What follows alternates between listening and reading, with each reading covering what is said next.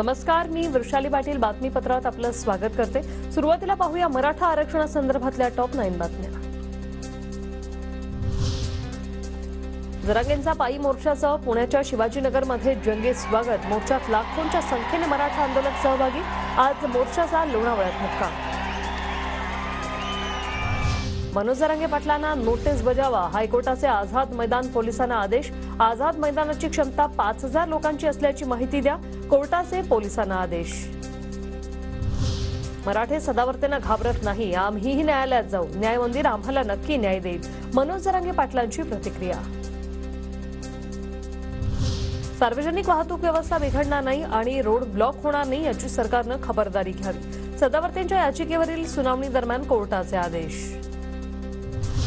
सध्या लोकशाही मार्गाने मराठ्यांचं आंदोलन सुरू, पण आम्हालाही मुंबईत येण्याची काही हौस नाहीये। कोणती चुकीची मागणी आम्ही केलेली नाही। सरकारला 7 महिने दिले, अजून किती वेळ द्यायचा? जरांगेंचा सरकारला सवाल। मागासवर्ग आयोगाकडून त्रुटी दूर करण्याचं काम अहवाल आल्यानंतर विशेष अधिवेशन घेऊन मराठा आरक्षणावर तोडगा काढू, मुख्यमंत्री शिंदेंची माहिती। जरांगे यांनी गरीब मराठा असा वेगळा गट तयार करावा, कारण त्यांची समस्या ही वेगळी। प्रकाश आंबेडकर यांचा मनोज जरांगेंना सल्ला, तसंच श्रीमंत मराठ्यांकडून आंदोलन चिरडण्याची शक्यता अशी व्यक्त केली होती।